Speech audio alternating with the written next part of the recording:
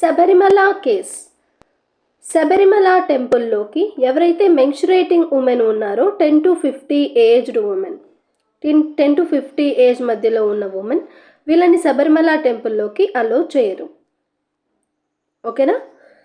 అది వాళ్ళ యొక్క రిలీజియస్ బిలీఫ్.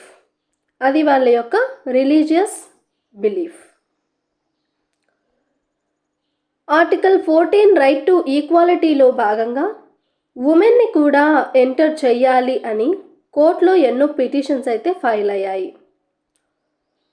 తర్వాత కోర్ట్ అన్నది 4:1గా జడ్జ్మెంట్ ఇచ్చింది. 4 జడ్జెస్ వచ్చేసి సుప్రీంకోర్టు. ఓకే, 4 జడ్జెస్ వచ్చేసి ఉమెన్ కూడా ఎంటర్ అవ్వచ్చు అని సపోర్ట్ చేశారు. 1 జడ్జ్ వచ్చేసి అది రిలీజియస్ బిలీఫ్లో రిలీజన్కి తగ్గట్లే ఉండాలి, దాంట్లో మనము లాజిక్కి వెతకడం అంత సరికాదు అని ఒక జడ్జ్ అయితే సపోర్ట్ చేయలేదు. అది ప్రజలకి, అది రిలీజన్కి వదిలేయాలి అని చెప్పడం జరిగింది. 4 వచ్చేసి ఉమెన్ కూడా ఎంటర్ అవ్వచ్చు రైట్ టు ఈక్వాలిటీలో భాగంగా అని చెప్పడం జరిగింది. Okay, clear or not? ఈ జడ్జిమెంట్ మీద మళ్ళీ రివ్యూ పిటిషన్స్ అన్నవి దాఖలయ్యాయి. ఈ జడ్జిమెంట్ మీద మళ్ళీ రివ్యూ పిటిషన్స్ అన్నవి ఫైల్ అయ్యాయి. రివ్యూ పిటిషన్ ఎందుకు వేస్తారు? మీరు ఇచ్చిన జడ్జిమెంట్ని మళ్ళీ ఒకసారి సరిచూసి చెప్పండి అని. సో ఈ 4:1 జడ్జిమెంట్ మీద మళ్ళీ రివ్యూ పిటిషన్స్ అనేవి ఫైల్ అయ్యాయి.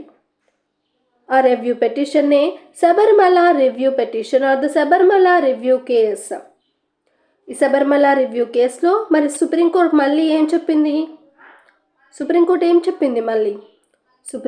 ఏం చెప్పింది అంటే, ఇప్పుడు 4:1తో జడ్జిమెంట్ ఇచ్చింది కదా, సో ఈ రివ్యూ పిటిషన్ని అండ్ ఈ కేస్ మొత్తాన్ని హయ్యర్ బెంచ్ ఉన్న జడ్జెస్ దీన్ని మళ్ళీ డీల్ చేస్తారు అని చెప్పడం జరిగింది. అలాగే దీన్ని పెండింగ్ పెట్టడం జరిగింది. ప్రజెంట్ శబరిమల రివ్యూ కేసు ఏమైంది? Present it is in pending.